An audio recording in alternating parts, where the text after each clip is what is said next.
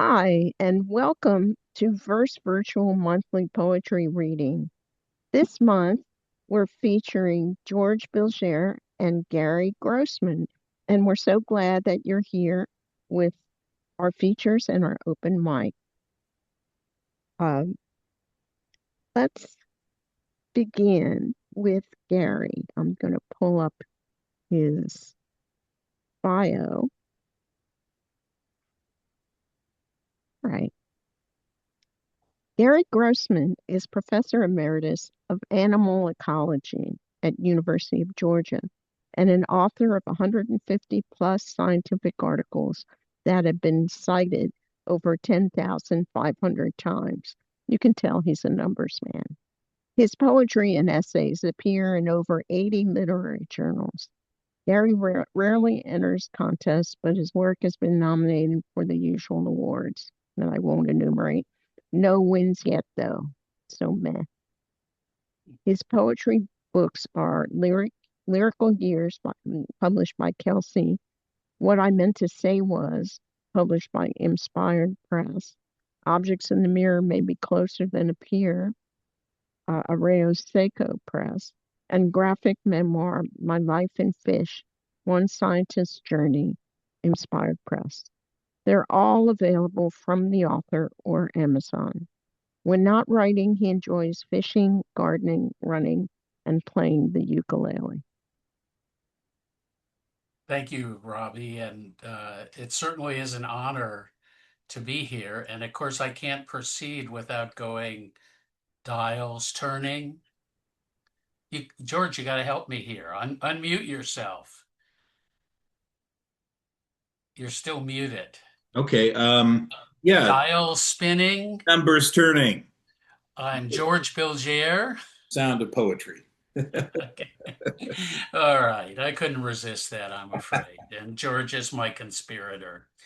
Uh, I tend to not explain poems. I just read, and I'm just going to go from poem to poem. So these are all poems that are in a new manuscript I'm sending around, and hopefully will get accepted. So the first poem is called "The Buddha's Precepts."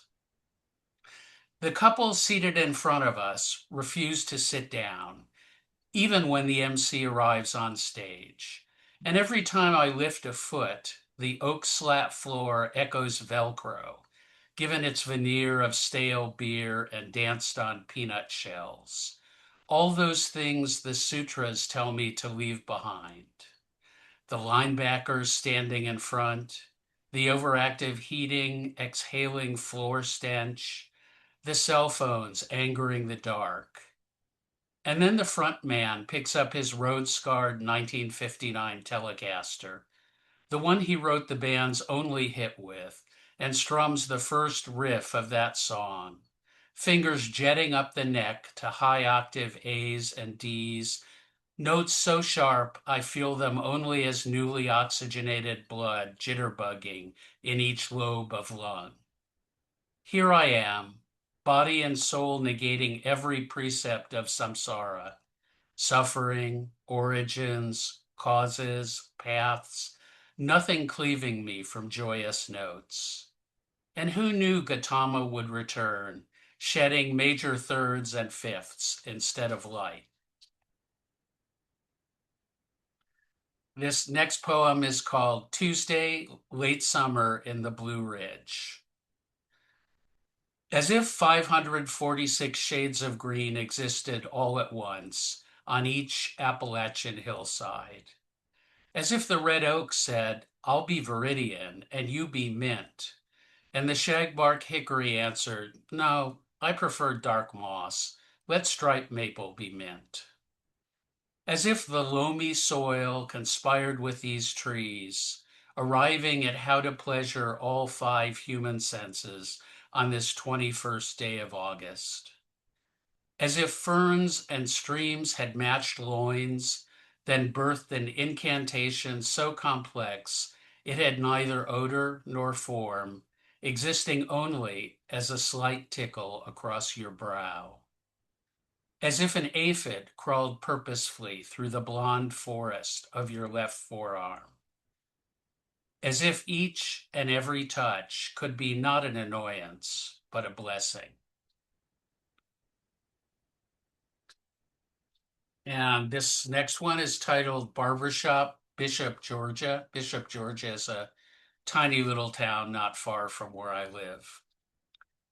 Scooting back into the maroon padded chair, I hear the snap of the barber's cape. Then, I left him last week. Maybe the fifth time will stick. A eureka of good news, despite her scent of sad plums, the purple kind that end up lost in the fruit bowl, like those kids on the sides of milk cartons. Scissors click and clack, a cranky crab at low tide, as my hair cascades onto green linoleum floor tiles, now rising like an Appalachian foothill of gray-streaked hickory. Our friendship, a small closed loop. Us, clippers, scissors, and my hair, a bi-monthly cut. But our 23 years have sped by almost as fast as my new 25 pounds accrued. Our kids, grown and gone, ripened Honeycrisp apples. My hair falls like rain as she shakes out the crinkled cape. Maybe this time it'll stick.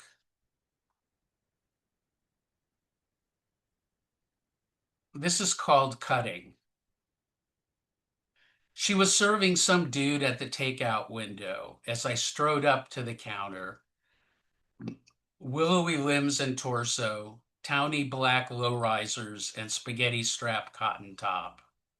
Swiveling, she faced me and said, "Just a minute, I need to get some pennies from the back." My eyes pulled downward to a mountain range of small white-capped ridges on her left forearm. Razor blade tightly held, thumb and index finger, endorphins freed. She's brave. So few of us openly wear our trauma. I fought to keep my gaze on hazel eyes, only to fumble 3 painful exhalations. I'm old enough to be her dad. An open book asks to be read, or maybe not. I'm not sure I even know this language. And on a slightly lighter note, we'll go out into nature. This is called Birding. What is this poetic obsession with great blue herons? I get they're Taoist priests hunkered down in contemplation of Lao Tzu's new and selected thoughts, and that every scroll painted west of the Aleutian Islands has an off-center heron placed to guard river or mountain tarn. But what if fame arises just from size and reluctance to fly, the ability to be rigid, so visible, as if someone plopped a 4-story gray concrete skyscraper at Marsh's edge? They call, not to us, but to flatter each other, a reed flattening, grah, and when they lift, they dumped, tagging with graffitos of bone-white uric acid. But what if they're just big dumb birds that stand still long enough to clutch our prayers and visions? And what if we're all just big dumb birds? Shouldn't we still strive to hold that pose? This is called shoal bass. My fishing buddy Gary throws a yellow-green popping bug into the wheelbarrow-sized eddy formed by the last Alleghenian orogeny, only to have a 3-pound fish clamp down on the popper's tail feathers, then release at Gary's strike, which predictably makes the 4-inch lure thrum as it wings over all 3 of our whack-a-mole heads. So close are we to this slow pocket in the skinny jeans flow of the Flint River. Then curses fly off our lips at missing one of the few strikes to be had on this movie-clear, unpredictably sweaty day in April. Shoal bass evolving only here and the adjacent Chattahoochee. both rivers splitting Georgia's westlands from those east. And I think about the recliner-sized eddies and foam lines these fish call habitat, predictable as stars in the sky, our guide calling out where to drop our poppers like an astronomer designating white Rigel and red Betelgeuse at either end of Orion. But neither shoal nor spotted bass are hitting today. Maybe it's the burnt flower smell of drought, climate change again. River flows down 50% and rain not forecast till summer prom. But really, it's just life itself, unyielding, unreasonable, unpredictably harsh, but sometimes you catch a keeper. Okay. Oh, he's reading. Okay. That's my wife. You need to mute yourself. So this is called The Present. We watered the neighbor's plants while he vacationed, and in appreciation, he gifted us a book on the local college mascot, a Mustang, though we're neither horse people nor college fans. A professor of Hobbes and Kant, I can't see him purchasing the book. Unlikely that. But the episode brought to mind regifting, a concept birthed, like most 21st century ethics, by Seinfeld and Company, where Lane regifts a label maker to Tim, the physician, who regifts it to Jerry, leading to what can only be an infinite regress. A single present passing from friend to friend in a chain of never-ending favors that aren't. Regifting is real. Eventually stores, even Amazon, will feel the fate of dodos and dinosaurs, because all that exists in this stardust universe is 17 presents swapping countries and continents, weddings and birthdays. As Seinfeld and his posse excuse every bad behavior with, well, isn't it the thought that counts? As the last present in the world continues to pass hand to hand, never to rest, never to arrive. And this is another lighter note poem called Can We Not Unpack This? Can we just sit, let words infiltrate each and every sensory organ, as willing to receive as plowed ground furrows arching upward to envelop bare roots? Can we just reach out and taste both smooth and jagged edges of the line?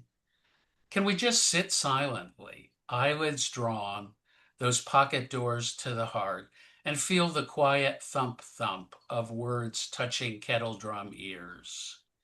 Can we throw back our heads and inhale a stanza's pungent mix of linseed and turpentine pigments, phthalo blue, cadmium red, and titanium white, when they repaint the slightly worn canvas of our years?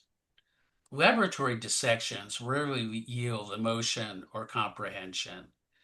Can we just rest in this bed of yellow tulips and not hear, it's may, not can? Yeah. Well, I am recently a grandfather, so here are some grandfather poems. This is a poem that just has what I call a drop title. The title is the first line. And instantly, I awake to staccato moon cries, my newborn grandson emitting yelps that surf hair cells deep within my inner ear, undamming rivers of oxytocin. Though my daughter will swiftly quell his cries, I lie still smiling at this bald hooligan who's thieved the silver dollars of my night. yeah. And this is titled Continuity. My anxiety free floats, jangled by the 7-hour drive down I-75 that cleaves Georgia from east to west. So I self-prescribe an upcoming 62 minutes of tummy time with my newborn grandson. 5.5 pounds of archived DNA, his unfettered tush just brimming my right hand. Nolan's sole tasks: lungs filled, then emptied, stomach filled, then emptied, bowel filled, then emptied, redo, repeat, rehash. A life without doubt or complexity, though the world outside fractures and cries. And passing the exit for the Atlanta Braves Turner Field, I ponder April, the new season, the little league or field Nolan will play, already lanky and long. I vision him sliding into home plate over and over, always safe, always avoiding the tag.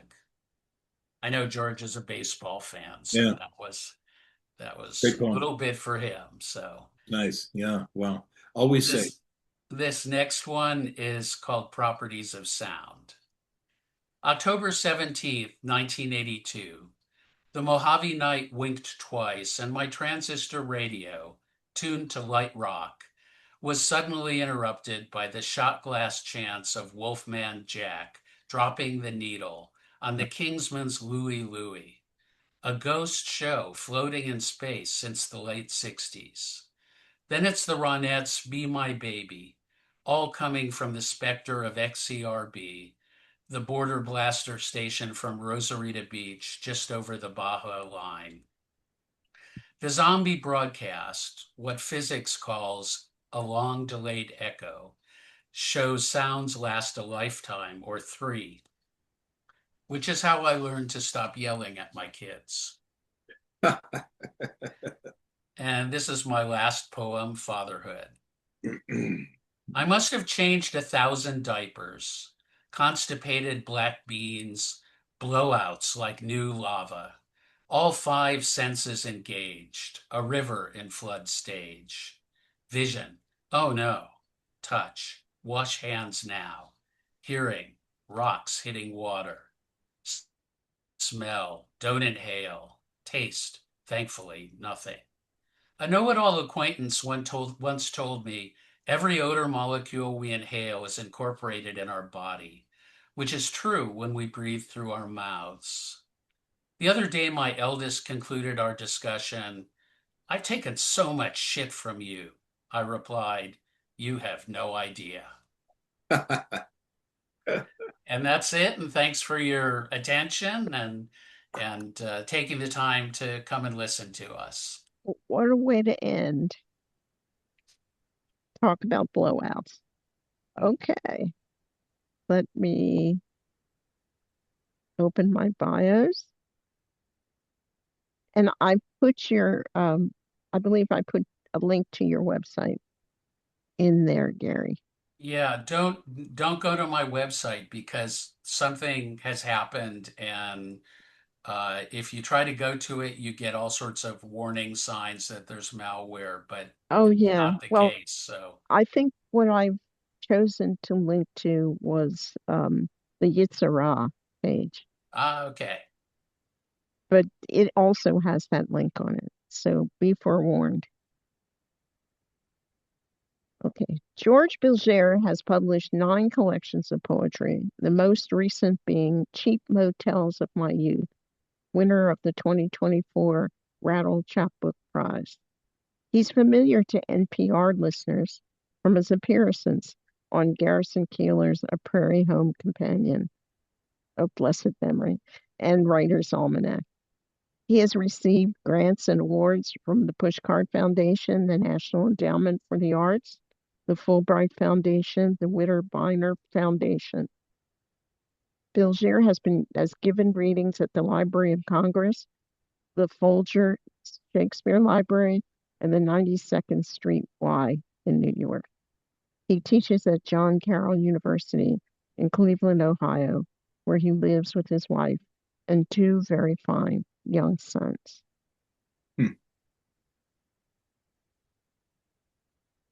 Thank you, Robbie. And thanks for having me on Verse Virtual. And what an honor and a treat to get to read with Gary, whose work I'm familiar with. But it's entirely different to hear the poems in the voice of the poet. So, Gary, that was a real treat. Thanks. Um, so I'm going to it. I do have two kids. One is 9, one is 13, and they're very excited because we're coming up on summer, and we live just down the street from the local community pool, which is a wonderful, wonderful old pool. It's over 100 years old. It's called Cumberland Pool, and it it looks like it's 100 years old too. It's just filled with old world charm, and we spend a lot of the summer at the pool. And I'm going to read 2 or 3 pool poems today. And this one, you go through life and you you work hard and you abide by the rules, and you accomplish some things, and you gain a certain amount of, I don't know, self-esteem, self-respect. Um, but it's all so fragile. It can all go away so easily. And that's what this poem is about. It's set over at Cumberland Pool. The poem is called Horseplay. I am floating in the public pool, an older guy who has achieved much, including a mortgage, 2 children, and health insurance, including dental.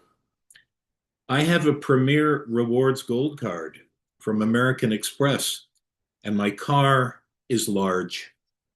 I have traveled to Finland.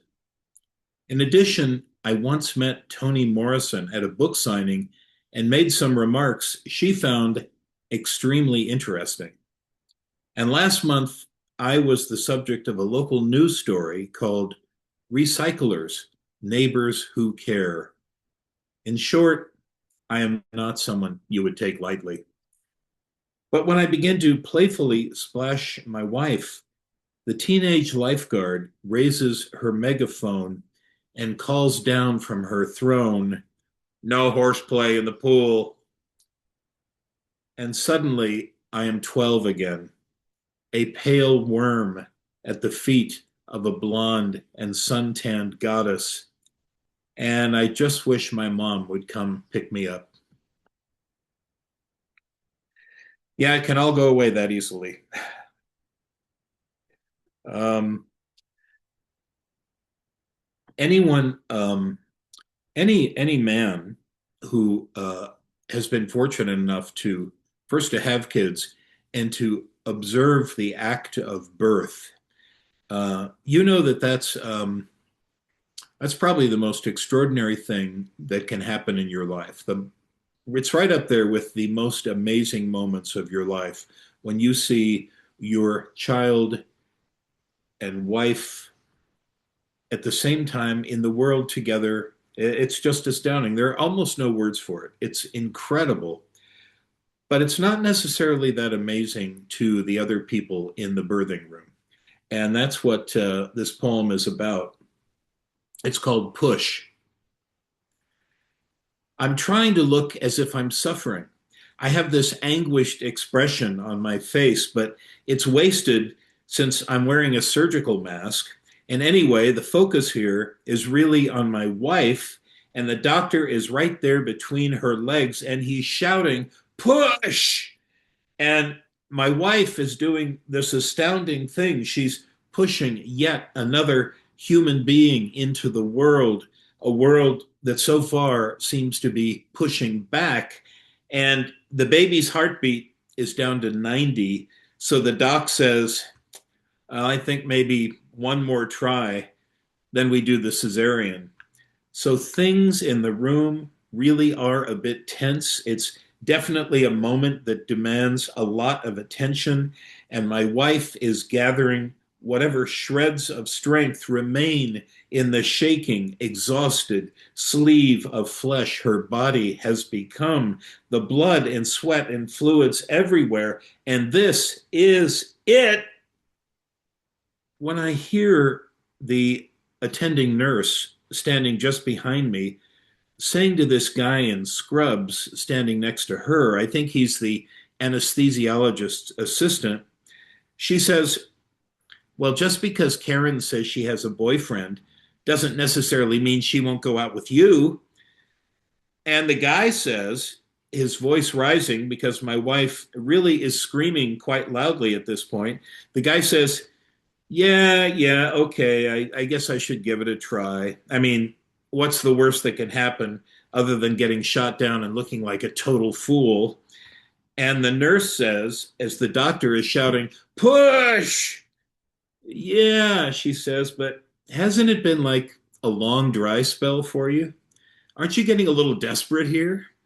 And the guy laughs, and my wife screams again, and the doctor says, yes! And into the world comes the bloody head, followed by the naked, lovely, bloody little boy, insanely ill prepared for any of this. And I guess the guy actually is going to ask Karen out. And I say, go for it. Um, all right. Another swimming pool poem. So we were at the pool a few years back, and this is when, way back when my kids were still young enough to be in the wading pool. You know, before you can go to the real grown-up pool, you go to the wading pool. And I was watching them wade around in the wading pool, and I was thinking, the swimming pool, it's kind of like a metaphor for, you know, the three stages of life. And that's what this poem is about. Three short stanzas, each a different phase of life. The wading pool. The toddlers in their tadpole bodies with their squirt guns and snorkels, their beautiful mommies and inflatable whales, they are still too young to understand that this is as good as it gets. Soon they must leave the wading pool and stand all day at the concession stand with their hormones and snow cones, their soul patches and tribal tattoos, pretending not to notice how beautiful they are until they simply can't stand it.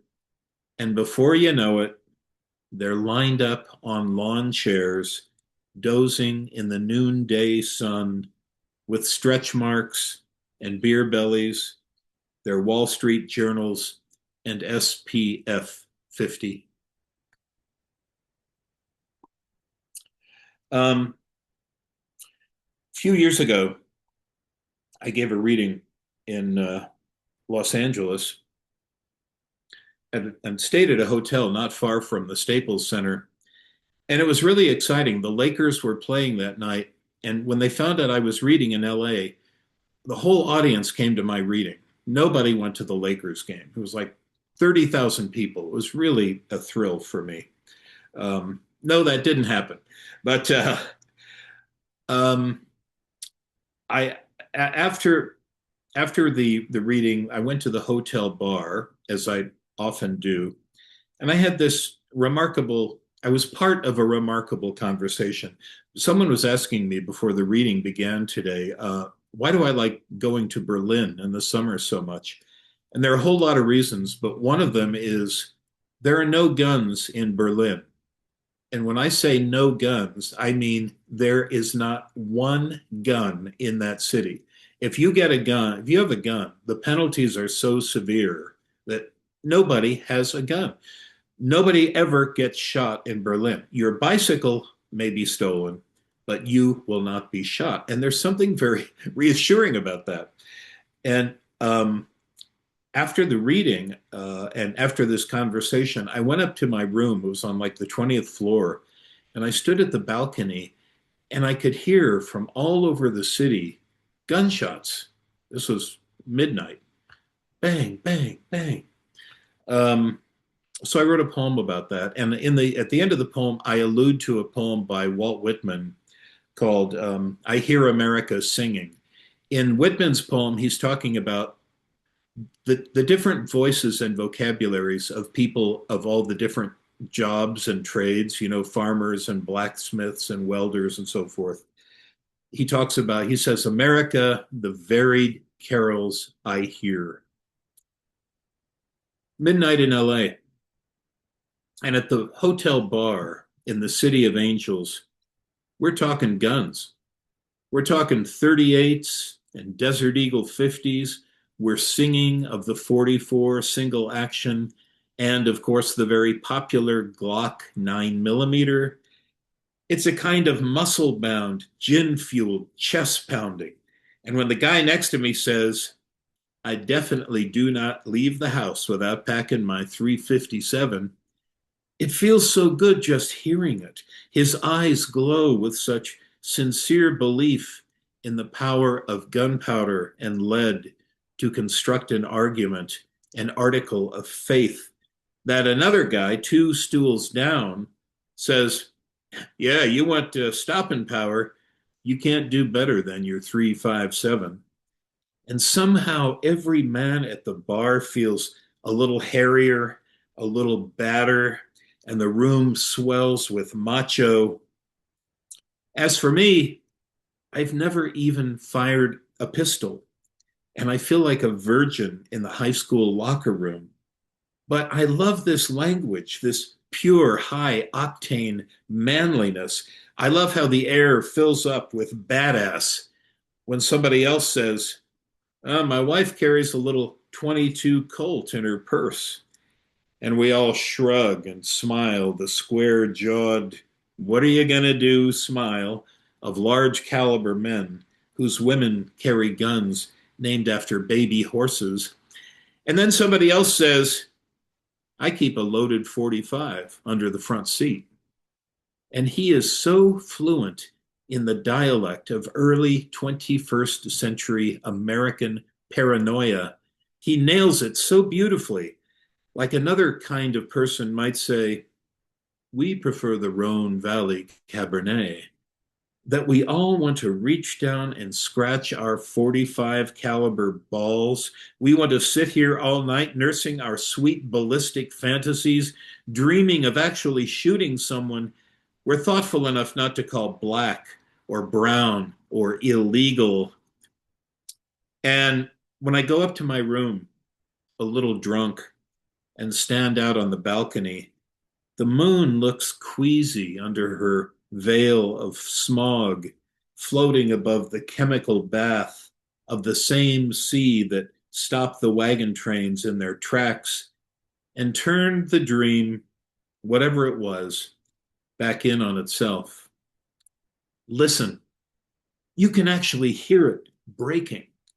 You can hear the pops and cracks, the fractures of someone giving way under incredible stress. From every corner of the city, the guns are crying out, America, the varied carols I hear, the big guns and the small in their rich diversity of accents, calling, calling to each other in the lonely night, calling to each other and answering back.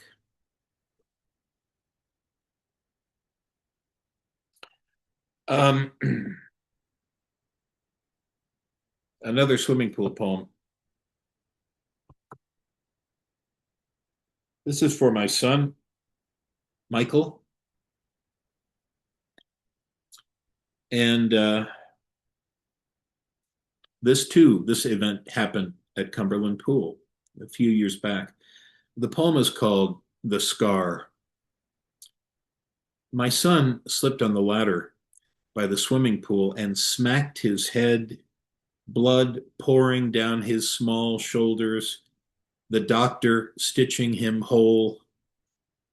3 years on, after a haircut, the scar still rises, a quarter moon, a woman will ask about as they lie there one night, her fingers in his hair, her voice in his ear, the secret delight of him, a bit like burnt toast in her nostrils as she takes his strangeness into her.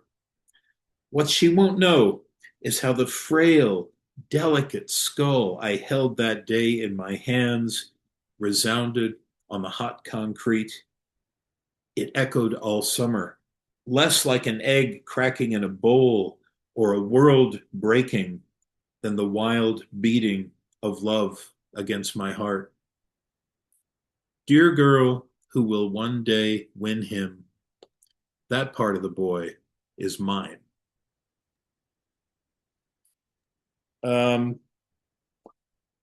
So, a few more poems.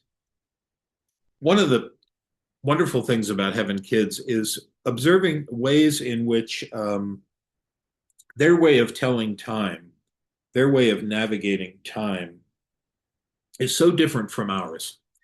And that's what this poem is about. This poem is for Alex. It's called Avocados. My son comes into the kitchen and asks if he can have an avocado. Avocado,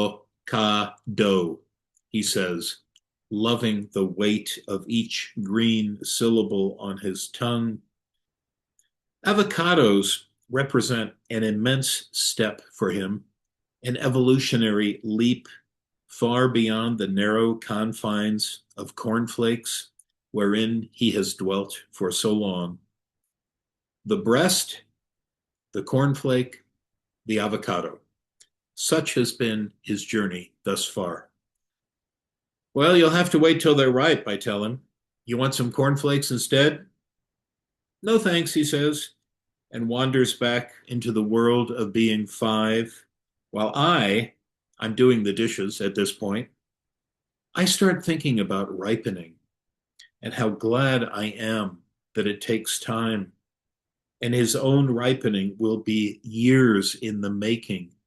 Years, I say aloud, enjoying that long, luxurious syllable like a cat stretching out on my tongue. As Alex comes in again, it's been 5 minutes, and he asks, well, are they ripe yet? No, not quite yet, honey. You want some cornflakes in the meantime? That's okay, he says. I'll wait.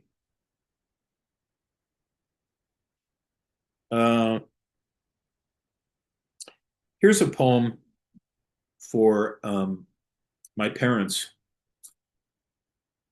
I think all of us like to imagine that time in our parents' lives before we were born, to mess everything up for them. And I loved it. My parents got married in St. Louis, and they first lived in a small duplex in South St. Louis, which I have visited. The building is still there, and it's kind of wonderful to think of what their life as a pair of young newlyweds must have been like. And this is a poem that does something I'm always interested in, the ability of a poem to compress and cover great amounts of time in very little space. The poem is called Salad. It is a summer evening in 1948. My mother and father are in the backyard of the little duplex they rented. Summer evening in St. Louis. I have yet to exist, but nonetheless, I know that 2 hamburgers are on the grill and the beer is cold in the humid dusk. A dog barks next door. My father turns the burgers. My mother goes in to set the table for 2 and make a salad. There's more beer in the fridge. They don't even have a TV. Nobody does. In the kitchen that does not include me, the burgers are great, and my father says something that makes my mother laugh so hard that I can hear her in my backyard tonight in Cleveland Heights, where thanks to them, I exist. At the grill, a beer in my hand, a dog barking, my wife in the kitchen making a salad. And I'm going to read one more poem for you today. This too is about fathers and sons and the great continuity of this whole mess called life. This is a ritual I don't know, probably most fathers do this. My father did, and you'll learn what it is in the poem. The poem is called Weather. My father would lift me to the ceiling in his big hands and ask, "How's the weather up there?" And it was good, the weather of being in his hands, his breath of scotch and cigarettes, his face smiling up from the world below. Oh, Daddy was the lullaby I sang back down to him as he stood on earth, my great white shirted father, home from work, his gold wristwatch and wedding band gleaming as he held me above him for as long as he could before his strength failed down there in the world I find myself standing in tonight, my own little boy, looking down from his flight below the ceiling, cradled in my hands, his eyes wide and already staring into the distance beyond the man, asking him again and again, "How's the weather up there?" Well, he's 13 now, and I can't do that anymore. I wish I could. Thank you very much. Thank you so much, George, and thank you, Gary. Thank you for a wonderful double feature, entertaining and stand-up poetry. That's just great. Thank you so much. Well, we're going to segue into the second part of our program, an open mic with a short list of people reading two poems, two short poems, or 5 minutes, whichever comes first.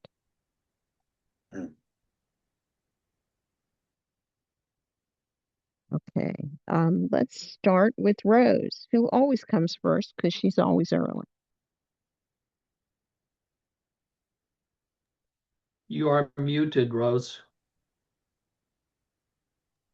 I'm too German. I'm always punctual. I'm always the first. Okay. And what's my excuse? She had asked for a court order. The ice was singing under her wheels and deep inside her bones. She had chosen to drive north and north. The winter tires bit into the thin layer of snow which barely covered the glare, blinding her wherever the wind had swept the white dust from gelid roads, which had been dull gray the night before. The thermostat said 3 below zero, the radiator barely getting the inside of her Subaru above that. She'd left her gloves at the last motel. She vaguely wondered why her fingers were blue. She couldn't stop herself from moving at speed. No other cars were out on this Arctic, bright Sunday morning.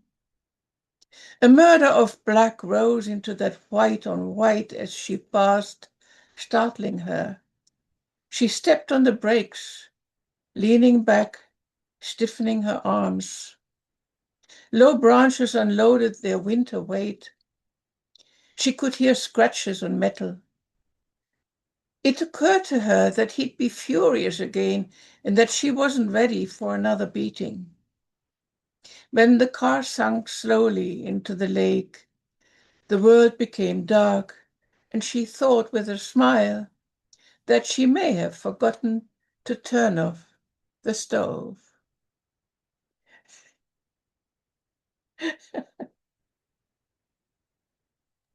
I hope that's not autobiographical. And I read one more, which is short, which is far more peaceful, which I love. The Poet.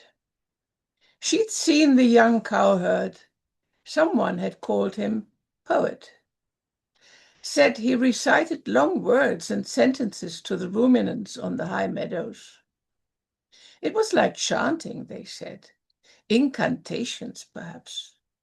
And his cows produced more milk than anyone had ever seen. She saw that he was beautiful. Why are you hurting? She knew, of course, but needed his attention. It's a job, he said. Aren't you lonely? I'm not good with people, he answered. There was nothing to say to that. The girl had been too shy to speak until the cowherd lifted her with his beauty.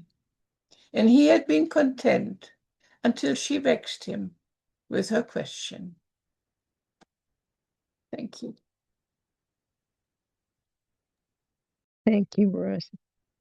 You have so many, I haven't heard this before. Our next reader, These you are made from it the already. book that George wrote the blurb for. That's why I was choosing them. Oh, cool. Gary Rosin. Hello, and I enjoyed both the readings. This first poem is called Short Pants, and it happened several years ago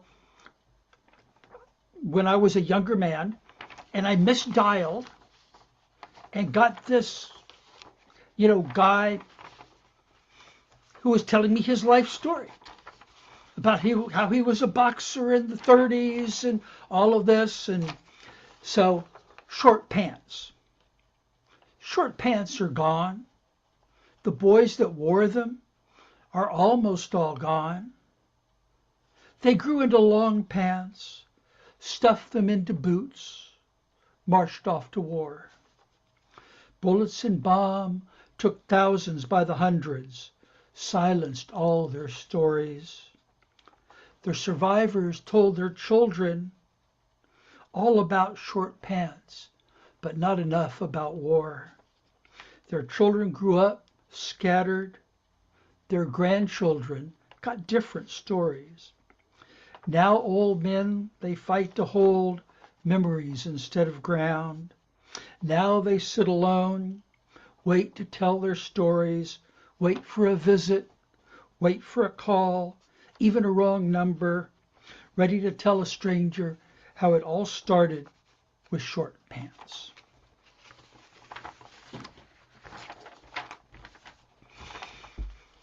And this one is about commuting in Houston traffic, and this has actually happened one day. Rush hour fugue. Stuck in the usual rush hour traffic, impatience clenches like a fist. Somewhere out of sight, another anonymous nuisance or tragedy clogs every lane. It doesn't matter that you're late. It doesn't matter that your engine is running hot. It doesn't matter that you don't know why. It doesn't matter. You are still going nowhere. Just ahead, a Cadillac convertible, its top down, a bald middle-aged man caught without a cap. Low, rider low, the Cadillac bounces and sways in place, rocks as if winding along the road not taken.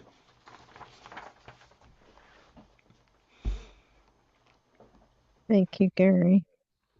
Our next reader is David. David, are you still there? Yeah, I'm trying to unmute. Yeah, you have, Yeah. but you might be a little louder. Let me move closer.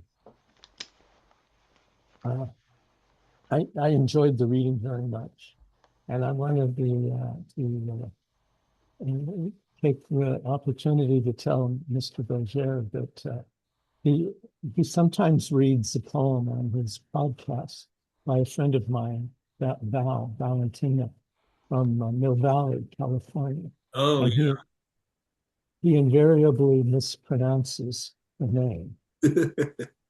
It's how do you do it? N-U-P. Nup. Okay, Nup. You got to admit that's a challenging name, Gnup. But Yes, now I know she's such a great poet. yes, she is. A pretty good person, too. My poem is called light and burn. At some point in life, perhaps as soon as now, a person comes to a realization that nothing more will come out from this life they've cherished. For some, it's a crushing moment, evidence of a defeat they long suspected, which earth doles out piecemeal over prolonged stretches of time. For others, it's an embrace of life's vicissitudes, which earth reveals as random gifts of joy and fulfillment. For all, life is an enigma, from the first moment of memory to the last moment of awareness. As a child, I often walked into the warm night and looked to the as yet unspoiled summer sky. I fell in love with stars, with their endless beauty. Since the first, I venerated their company, found solace within our shared destinies. Each discovery deepens awe and mystery. Their light, our promise, their burn, our future. But these are words, only words, innocent as the cry of a newborn. No sorrow huddles captive inside their morphemes and phonemes. No unbearable grief weeps into their melodies. No grief at all. Whatever sadness comes already exists within the house of the heart. Words only maps to rooms where it's kept. Thank you.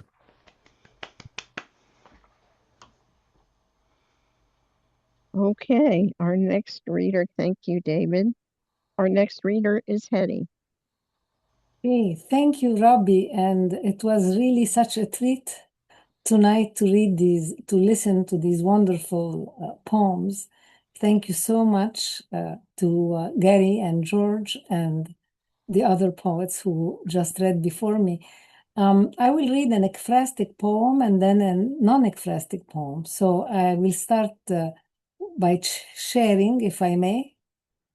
Can I share screen, Robbie? I sent the request.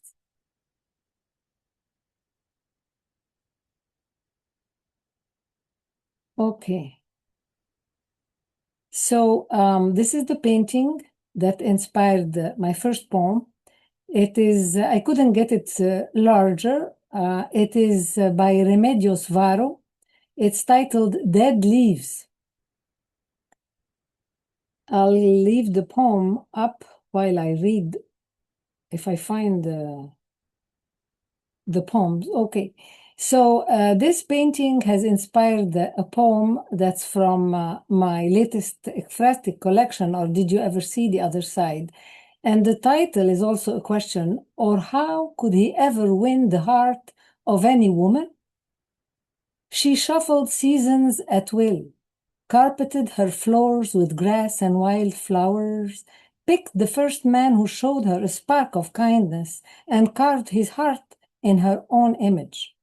Words danced in vibrant hues over the pages of her diary, giving life to a silhouette hovering in half tones in midst of the grisaille. With an empty stare, she'd sit for hours, see his shadow kneel in front of her, listen to his fading merman's song. She'd redress his crossed eyes, bent shoulders, and slight limp, or else how could he ever win the heart of any woman? She thought of Beauty and the Beast, although she was no beast and he was no beauty. Until the day she flung windows wide open, let gusts invade the rooms, let her skin bear the colors of dead leaves, and knew time had come to pull the thread, unravel the feelings spun around his heart.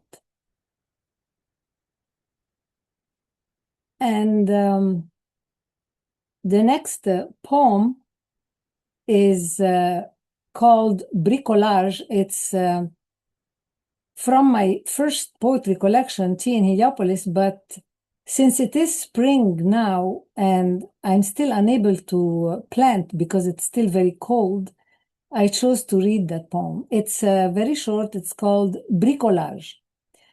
Go every day a little deeper into the woods, collect acorns, twigs, thorns, fallen leaves, pine needles, a fern's curl, a bird's nest, a lost feather, spring air, hot, humid air, a raindrop, a touch of blue, a ripple, and why not the hush of your steps over moss, the trembling of leaves at dusk against black bark? Put it all in a bag and shake it. You will retrace your steps within the clearing, hear frightened flights, watch the rain darken the deck, flatten oak leaves, answer the roots' mute prayer.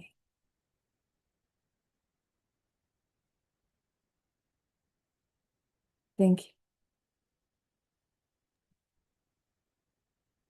Thanks for this, Hedy. Our next reader is Mary.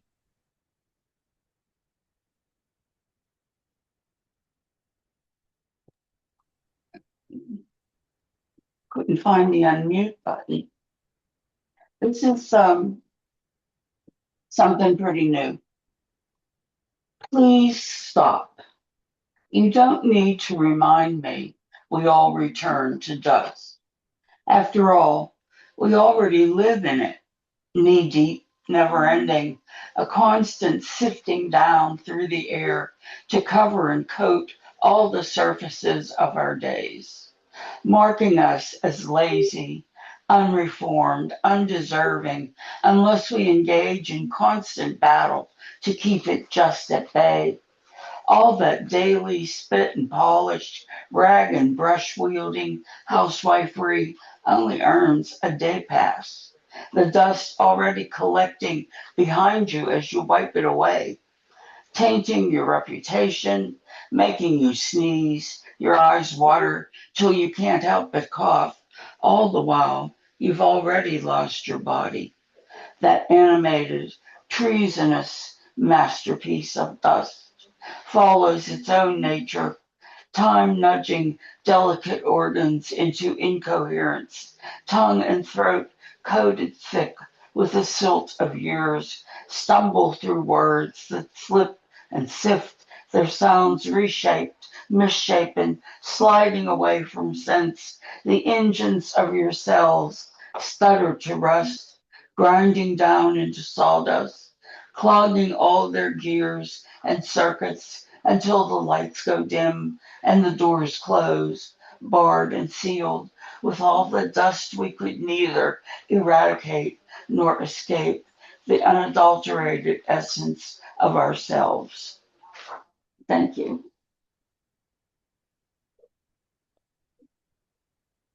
Love it, Mary. Thank you.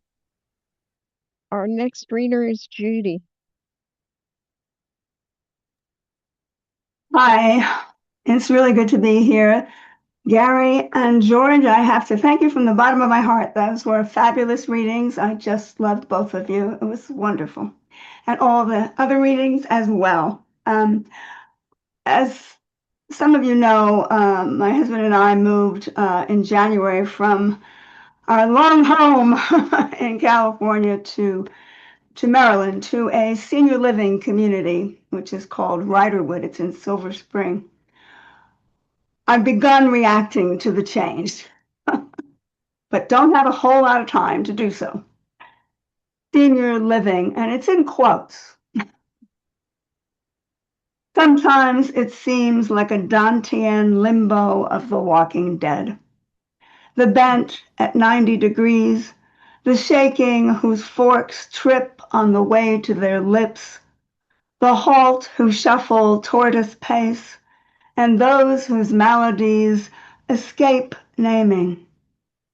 The tongue rolled upwards, spasmodically filling a mouth like pink porridge in a pot, rising over and over to a boil. Sometimes it feels like the theater of redemption.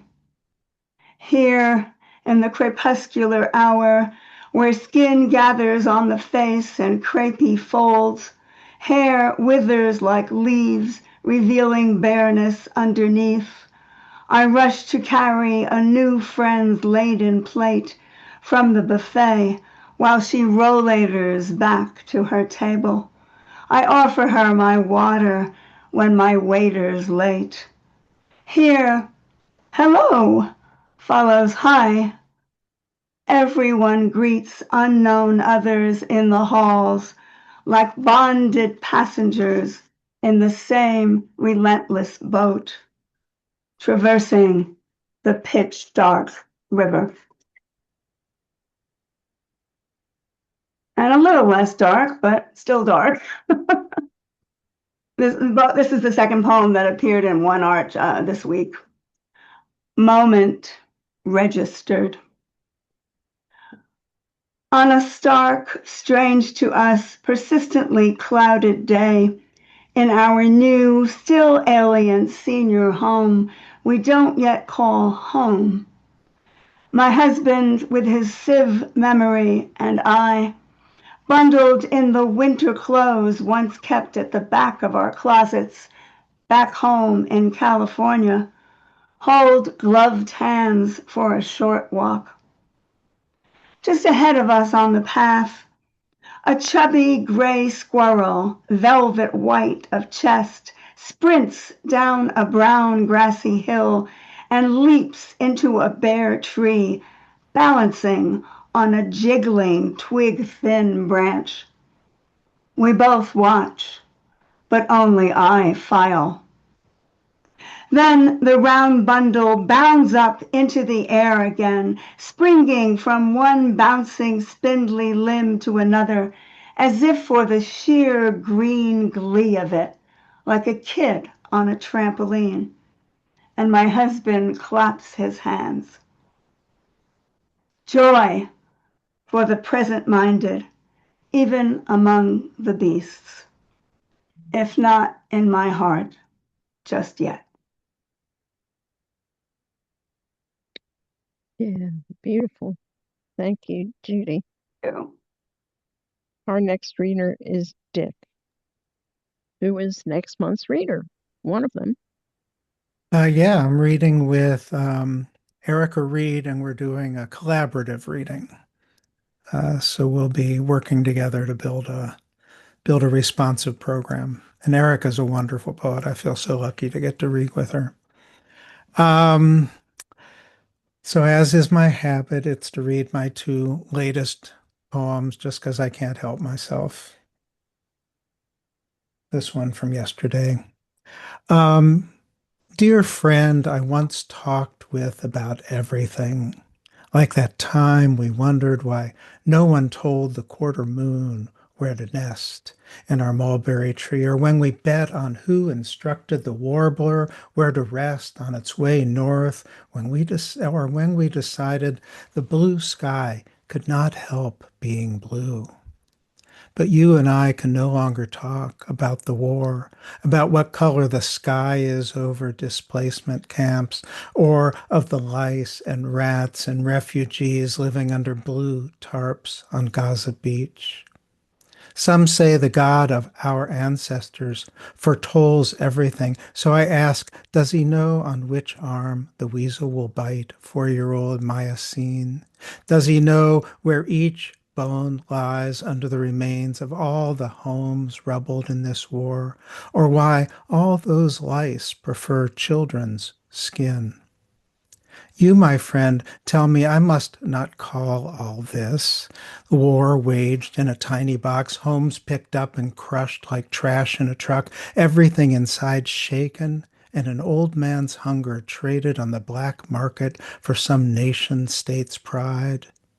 You tell me not to call this genocide. And I tell you how much I hate that my tribe and yours has forgotten its scars, and that when I am told by all the gods and big shots and rabbis and kings that the warbler I heard sing this morning is not a warbler, I have vowed from now on to believe my ears. And this one, coincidentally, is a baseball poem learned by heart. And you perhaps have to have some relationship to the big red machine to fully engage with this one. Learn by heart. Before I heard much poetry, I heard Marty and Joe on Red's radio, get out of here, baseball round in third and heading for home. Every game a book of lines, of bat crack and rhymes and shortstop leaps, turning couplets of runs into an acrobat's catch. Davy landing the final line in a heap after climbing the ladder so high you imagined him leaving the ballpark through a hole in the sky. Pete was that kid from the west side of town picking fights off the playground like pennies he found in the street. Coiled like a truck axle spring, he'd crouch at the plate and attack the ball like it was some kid who teased him when he was small. He ran when he walked, laid out when he caught, dove head first when he slid, grinned when he broke a man's bones. I memorized these poems like a scholar learning a Keatsian ode. Ask me to recite the one about Kirk's home run, Kurt's bloody socks, the Cubs and their curse, Bill and the ball through his legs. My boy knows each stanza in verse. The late nights I'd find him asleep in bed with the transistor radio still tuned to the game. He'll text me today about the great play at the plate when Ellie slid home. It was a memorable poem. Mm.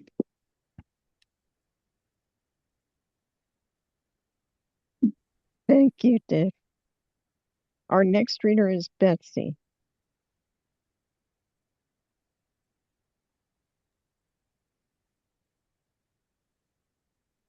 Betsy? Hello? Yes. Okay, I had to plug in my microphone and I think it took a minute for it to, I had to press something for it to reconnect. This was just amazing. I'm so glad that I got up for it. I don't have any baseball poems and I lost my courage. I was going to read a new one, but I'm not as courageous as Dick. So I substitute teach, as some of you know, and I pulled out one from about this time last year. I was going to go for something more serious, but I feel like after listening to George, I just love the blend of his humor, and I feel like I need that right now. So I also need Dick's poem about the situation in Gaza and the whole thing. So I really appreciate everything everyone's written today or read today. Okay, this is called Foxes in the Meadow. Sorry, I'm still a little croaky waking up. Foxes in the meadow, and I know it's spring by the seventh graders trading barbs, drawing penises on the whiteboard, stealing each other's pens or other treasures.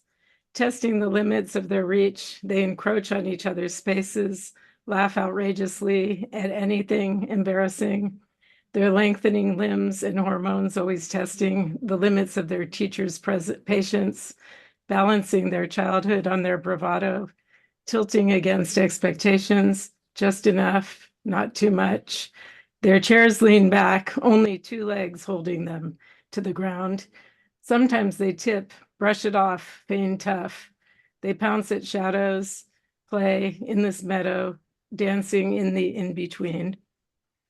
And you have to love those middle schoolers. Or I came to love them after working with them for 16 years before I started subbing. And the other one, I was kind of thinking about Judy, and I loved your poems too, Judy, and I haven't commented on them yet, but really profound. So this is my attempt at trying to take a more positive view of aging, and it's called Dirty Dishes. One day I will be one of those old people whose dishes bear the trace of what is left unwashed, unseen, fingers no longer sensitive to the residual grime, eyes failing, or some lack of some kind of vigilance, or perhaps indifference, because what's it going to do? Kill me? And people won't want to come around. They'll invite me out sometimes to restaurants with their kitchen inspections and grade A placards in the windows. Or maybe they will bring paper plates, which I will mutter are bad for the environment, not even recyclable with their food waste. And I will pretend not to notice when they wash my already washed glasses before drinking, as I sit in my hydraulic stand assist chair, playing with the controls, elevating myself above the roiling sea of household threats, but not just yet.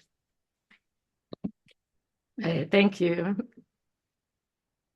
This was just such, I really needed this this morning. Thank you all so much. Thank you for coming, Betsy. Thank you for your poems too. Okay, I think we're going to end with Jim tonight.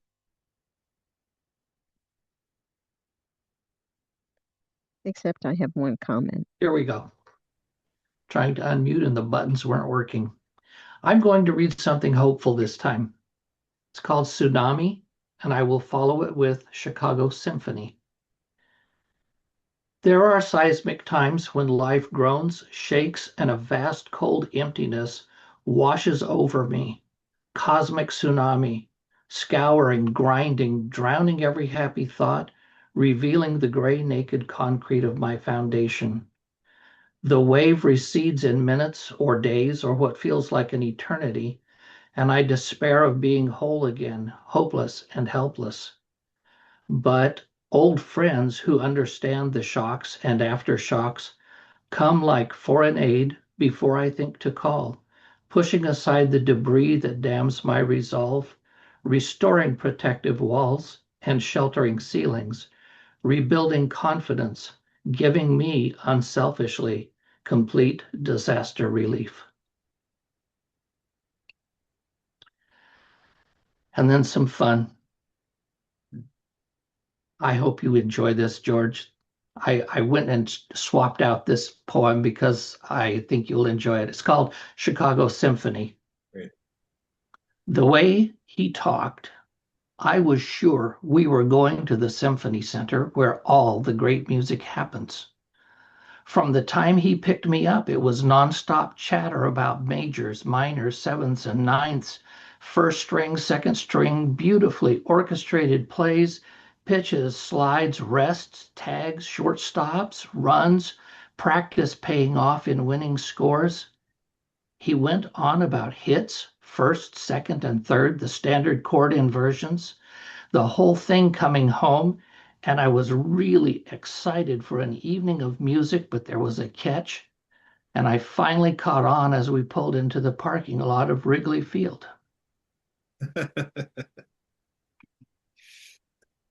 Bravo. Thank you. Thank you so much. I'm not going to read poem today, but I do want to send out good wishes to our friend and frequent audience member and open mic member, Mark Petrie, who had 9-hour heart surgery yesterday. And before the reading started, he called me from his hospital bed with a big smile on his face. He was still here. So, Very good. yeah, with that in mind, because yesterday we also lost a friend, an old poetry friend who lives in New Zealand, Kate Barletti. So glad that some of us are still here and still writing poems and reading them. See you again next month, I hope. And I hope you'll come back, George, as a member of the open mic. Be great. Yeah. Thanks so much. You. Thank you. Thanks, Robbie. Bye. Thanks, everyone. Thank you. Hedy, I put the link in there if you want to grab it before she signs out. Oh, yeah. Okay. Thanks. Okay. Thank you. Bye. Thank you. Bye. Happy Mother's Day tomorrow. Mother's Day.